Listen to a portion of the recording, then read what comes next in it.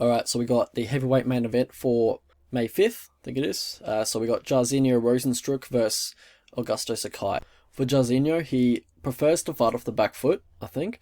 And he comes from that kickboxing background. I think he's had over 100 kickboxing fights, I believe. But yeah, educated kickboxer. And Sakai, he comes from that Muay Thai background. He has pretty good footwork for a heavyweight. Like, he likes to get inside, throw combinations, get back out at distance. Off the back foot, he's okay as well. But yeah, looks to close distance, throws combinations. And what Rozenstruik's going to look for when he is closing distance is that check left hook, which it's probably his favourite punch. Generally goes to it quite often. When they do get in the pocket with him, he'll look to throw hooks in the pocket, left, right hook, vice versa, etc., etc. And then, yeah, that inside low kick at distance kind of, gets him circling into his power hand. And for Sakai, he'll look to get in the, close the distance, get in the Muay Thai plum clinch, work knees to the body, knees to the head from there. But yeah, if he's looking to crash forward, he crashes forward with a combination like a 1-2, 2-3, 3-4, and then, yeah, looks to clinch up from there and get into the Muay Thai plum clinch. When he's on the back foot, which is, not often, but you can push him back, he'll look for the counter 2, the 2 off the back foot, just a straight right, basically. He also likes to throw a lot of leg kicks, low calf kicks, teeps to the body. And one thing Rozenstruik is very good at is catching a kick and then firing a right overhand or a right hook. So I think he's going to be looking for that against Sakai. But one thing, Rozenstruik does that Sakai can take advantage of is that he will lean back to avoid strikes quite predictably. He does it every time. So if you start throwing combinations against him, you're probably going to catch him as he's leaning back. But it's kind of a double-edged sword because he's leaning back to give him that angle on the check left hook. So, you got to be careful of the check left hook when you are close to distance against this guy. Alright, we'll skip the grappling. I don't think they're going to grapple too much, honestly. How these guys win fights. So for Rozenstruik, he's got touch of death power, especially in the check left hook. And I think he has a big power advantage. I don't think Sakai has too much power, honestly. He's still a heavyweight, but he's definitely at the low end of the spectrum of power in the heavyweight division. How Sakai wins, he's got a good chin, he's durable as well. He's got good volume too, on the other hand, Rozenstruik doesn't have great volume. So I think Sakai will definitely be winning if this goes to decision. But yeah, I don't see it going to decision all too often. So yeah, how else Rozenstruik loses, he's got poor takedown defense and poor get-ups. How Sakai loses, he's got poor takedown defense as well, and just his balance when defending the single leg is pretty average.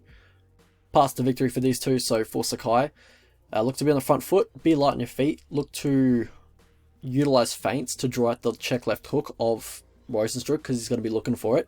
And then once he throws the check left hook, then you can close the distance with your combination, and then, it's a bit safer that way. Also, the jab at distance, just, score points, just same as Cyril Gahn did.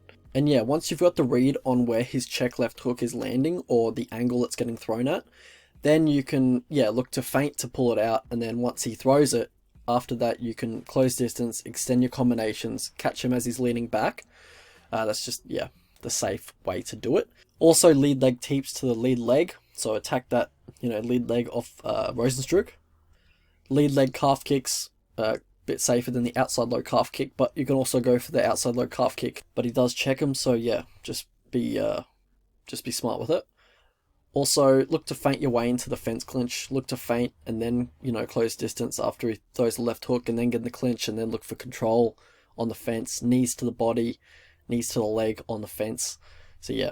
And for Rozenstruik, I think it's the counter-striking game plan. I don't have to tell him twice to do that. He's going to do it anyway. So yeah, I think a counter-striking game plan is good for this matchup though. So yeah, I do think that's smart.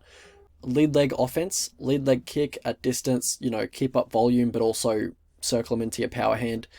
Also, try and catch a teep and throw a right hand bomb. We talked about that earlier. And then once you get respect, look to push Sakai back and get him on the back foot because he isn't as effective on the back foot. How I see the fight going? So I think there's definitely going to be a good length feeling out process in this one, I feel. 5 rounds I think is better for Rozenstruik because, he's got decent cardio and he has a greater time frame to find that kill shot. I think over 15 minutes a lot of people are just going to outpoint him. Gahn fought extremely smart and safe against Biggie Boy, and I think that's what you kind of have to do against this guy. Unless your name's Francis Ngannou and you can just walk through anything, I think you have to fight, pretty smart against this guy, and that isn't really Sakai's game. he looks to get inside and then let his combinations off from there. So yeah, Rozenstruik, he's the type of guy that needs someone to walk onto his shots, like how Alan Crowder and Andrei Arlovsky did, and you saw what happened to those guys. They didn't last, I think, 45 seconds collectively. But yeah, if Sakai brings his usual game plan in, then I think he's likely found someone who's going to walk onto his strikes. Sakai's normal game plan is just crashing into the clinch with combinations. I think it's going to be quite dangerous in this matchup because, yeah, Sakai's shown a good chin throughout his career, but this is definitely the hardest hitter he's ever faced and one of the hardest hitters in the UFC. I think Sakai will definitely be winning the minutes, but I think Rozenstruik's going to find that kill shot in either round 1 or 2. I don't think he's going to take very long to find the kill shot, honestly. Also do like the fact that Biggie Boy's training at ATT now. I think they're slowly but surely going to be, ironing out the flaws in his game, like the takedown defense and the get-ups. I think the takedown threat of Gane played a big factor in their fight. You could see Rozenstruik was very quick to look for underhooks every time Gane was feinting a level change. And, his takedown defense did look good considering how bad it's looked in the past. But yeah, there's not going to be a takedown threat here against Sakai. I think he's had one takedown in the UFC. So I think it's going to allow him to be a lot more offensive, and which is when he's at his best and he's throwing a lot of volume. So yeah, let's have a look at the lines and I'll give my prediction. Alright, so the prediction is Rozenstruik by KO. I think it happens in round 1, but yeah, could happen in round 2. I think he wins this fight around 60% of the time. I think he knocks him out roughly the same percentage. And yeah, so anything above $1.80 or minus 125, I'm going to be looking to bet Biggie Boy. So yeah, probably if the price, I'm waiting for the price to keep going up. I think it'll probably be a pick'em fight night probably.